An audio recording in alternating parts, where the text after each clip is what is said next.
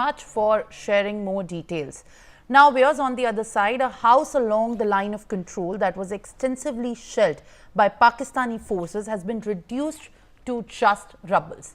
At least 10 people, including women and children that lived in the large house in the Uri sector.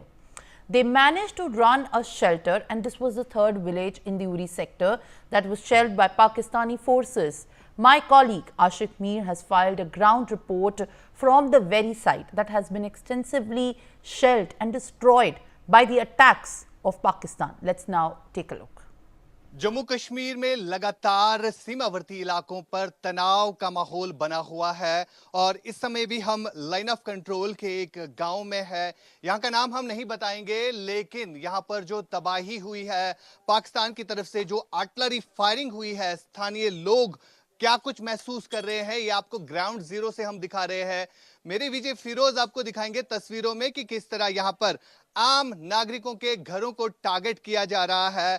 Pakistan की तरफ से जो heavy artillery shelling हो रही है, उसकी वजह से जो तबाही कल रात को इस गांव में हुई है, ये आप देख सकते हैं। शीशे बिखरे हुए हैं, अंदर बिस्तरा जो है डाला हुआ है और कई सारे लोग अभी तक यहां से पलायन कर चुके हैं, लेकिन कुछ इसमें से अभी यहीं पर है जो कल रात को यहां पर रह गए थे। और जब पाकिस्तान की तरफ से आर्टिलरी फायरिंग हुई और उस आर्टिलरी फायरिंग से जो है स्थानीय लोग जो यहां पर एलओसी के एरिया में रहते हैं, उन्हें काफी नुकसान बीते कई दिनों से उठाना पड़ रहा है।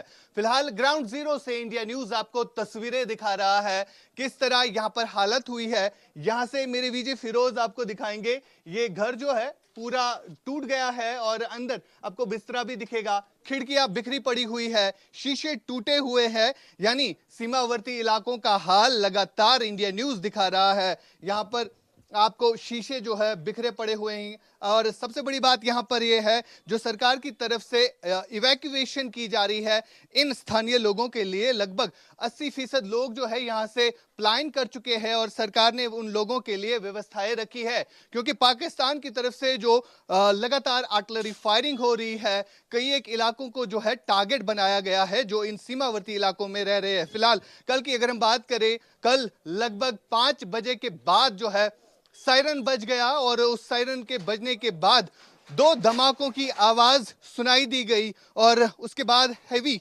आर्टिलरी शेलिंग जो है इन घरों पर जो है की गई। फिलहाल ये आप देख सकते हैं तस्वीरों के जरिए कि किस तरह यहां पर हाल हुआ है इन घरों का। और जब स्थानीय लोग इस घर में सो रहे थे, उसके बाद ये फायरिंग जो है हुई है। रात के अंधेरे में ज्यादा जो है आर्टिलरी फायर होता है। और फिलहाल अगर हम इन लाइन ऑफ कंट्रोल के इलाकों की बात करें, जहां पर तबाही आपको नजर आएगी और ग्राउंड जीरो से हम लगातार ये रिपोर्ट कर रहे हैं। बीते कई दिनों से इस तरह जो हालात इन सीमावर्ती इलाकों में बने हुए हैं और सबसे बड़ी बात यहां पर यह है, जो स्थानीय लोग हैं वो क्या कुछ महसूस करें, क्योंकि सरकार की तरफ से जो व्यवस्थाएं आम लोगों के लिए रखी गई है और इसके चलते जो सबसे बड़ी बात यहां पर यह है कि पाकिस्तान की आर्टिलरी फायरिंग से जो नुकसान हो रहा है स्थानीय लोगों का, उसकी भरपाई फिलहाल करना कहीं ना कहीं जो है कम पड़ रहा है। फिलहाल आपको दिखेगा यहां पर जो जिस तरह यहां पर आम लोग कह रहे हैं, जो यहां से पलायन नहीं कर पा रहे हैं, स्थानीय लोग मानते हैं कि उनके माल मवेशी जो है वो उन्हें छोड़कर नहीं जा सकते हैं। और कुछ लोग इसमें से ऐसे भी है जो ऊपर पहाड़ियों पर रह रहे हैं, लेकिन अभी भी काफी इवैक्यूएशन करना बाकी है। 80% लोग जो है यहाँ से निकल चुके हैं और अभी जो लोग पहाड़ों पर रह रहे हैं, जिनके घरों में माल मवेशी है, और उन लोगों के लिए कहीं ना कहीं ये मुश्किल हो रहा है पलायन करना। फिलहाल आप तस्वीरों के जरिए भी देखेंगे, हम यहाँ पर जो लोग हैं वो जमा हो गए हैं इस घर के बाद। इरफान हफीज साहब है जो यहाँ के एमएलए है, इनसे हम बात करेंगे। इरफान साहब, आप मुझे बताइए, जो तबाही मची है बीते कई दिनों से, जो एलओसी के लोग हैं वो ये चीजें महसूस कर रहे हैं, क्या कहना चाहेंगे? पाकिस्तान रुकने का नाम नहीं ले रहा है, आम लोगों के घरों को जो है नुकसान किया जा रहा है, क्या कहेंगे? देखिए, हम यही कहना चाहेंगे, मैंने इससे पहले भी कहा, इसी बात को दोहराना चाहूँगा कि हम सब एक है, एकजुट के कोशिश कर रहे हैं कि इन हालातों का मुकाबला किया जाए। हम चाहते हैं सब लोग अल्लाह ताला से दुआ करें कि हमें इन मुश्किलात से बाहर निकाला जाए। हम दुआ करते हैं कि ये जो खून बह रहा है, जो लोगों के घर उजड़ रहे हैं, ये देखिए आप, ये घर उजड़ रहे हैं, खून बह रहा है। जम्मू में हमने देखा आज हमारे एक ऑफिसर शहीद हो गए, इससे पहले हमने देखा हमारे छोटे नन्हे मुन्ने बच्चे वो शहीद हो गए, एक ऑफिसर जम्मू में, दूसरे हमारे जो इन हालातों के शिकार बने। तो हम यही चाहते हैं कि हम अल्लाह ताला से हम दुआ करें कि हम जो ये हालात है ऐसे ना रहे, लोग वापस चले जाए और अमन हो और हमेशा के लिए अमन हो, ये हम दुआ करते हैं। अभी आप देख रहे हैं यहाँ पर मैं उड़ी में हम है, अभी हमने वहाँ देखा बांडी में, और बांडी से पहले कई जगहों पर हम गए शेल्टर्स में। अब हमने देखा बच्चे जज्बाती हो गए, कुछ बहनें हमारी जज्बाती हो गई, रो रही थी, कहा हमारे घर नहीं रहे। हमारे पास अल्फाज नहीं थे कि हम, मेरे साथी मेरे साथ थे, हमारे पास अल्फाज नहीं थे कि हम उनको कैसे हौसला दे। हमने लेकिन उनसे कहा कि आप हौसला रखें और सब ठीक हो जाएगा, आप अपने घरों को वापस चले जाएंगे।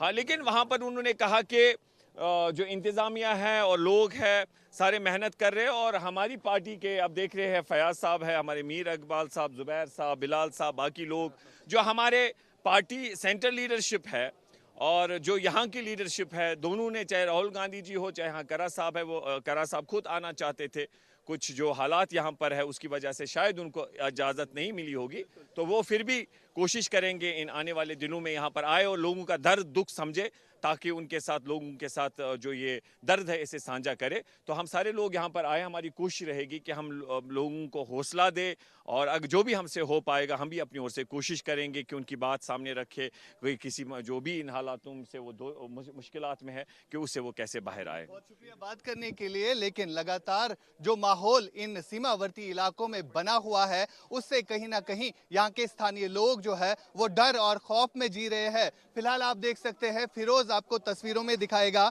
ये वो घर है जिन पर शेलिंग की जाती है, और इस शेलिंग की वजह से अभी तक कई सारे लोग जो है यहाँ से पलायन भी कर चुके हैं, और 20% लोग जो है अभी भी इन सीमावर्ती इलाकों के पहाड़ों पर रह रहे हैं। लेकिन कल रात की शेलिंग की वजह से जो है ये घर पूरी तरह से तबाह हुआ। यहाँ पर यह कहना जरूरी है कि एक घर बनाते बनाते इंसान की उम्र लग जाती है, लेकिन जब उसी घर को उजाड़ा जाए तो आप खुद अंदाजा लगा सकते हैं। यहाँ के स्थानीय लोग अब मांग कर रहे हैं, जो पाकिस्तान की तरफ से आर्टिलरी फायर हो रहा है उसका जवाब भारतीय सेना तो दे ही रही है, लेकिन इससे भी ज्यादा मिलिट्री स्ट्राइक पाकिस्तान पर होनी चाहिए।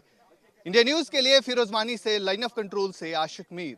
सीमावर्ती इलाकों में तनाव का माहौल बरकरार है और शाम के समय पाकिस्तान की तरफ से आर्टिलरी फायर होता है। कुछ तस्वीरें आपको दिखाएंगे। ये लाइन ऑफ कंट्रोल पे रहने वाले लोग हैं जो पलायन कर रहे हैं। आप देख सकते हैं तस्वीरों में कि बच्चे, बुजुर्ग और कुछ महिलाएं भी हैं जो यहां से भाग रहे हैं, क्योंकि पाकिस्तान की तरफ से जो युद्ध विराम का उल्लंघन हो रहा है उसकी जद में जो सिविलियन पॉपुलेशन है उसको टारगेट बनाया जा रहा है। आप मुझे बताएं, कहां से आए आप? हम कालगी से आए सर। कालगी से आए। कालगी में क्या हाल है शाम के टाइम पर? शाम सर, शाम के टाइम पे ये होता है कि मतलब उधर मतलब किसी का घर ही नहीं है एक हिसाब से। हमारा, मेरा खुद इस टाइम में खुद मतलब रेवल आदमी हूँ, मैं पुलिस वालों के साथ चाह रहा हूँ, इनको अपने घर वालों को भी सेफ्टी दे रहा हूँ, मगर इस टाइम हमारे घर में मतलब रहने के लिए जगह कुछ नहीं बची हुई है सर, कुछ भी नहीं ना। इतनी फायरिंग होती है? इतनी फायरिंग सर, रात को मतलब हम पहाड़ों में जाके छुपते हैं, ऐसी हालात हैं हमारे घर के। बच्चे हैं छोटे छोटे पीछे, आप देख सकते हो आज मतलब। Now viewers, with more news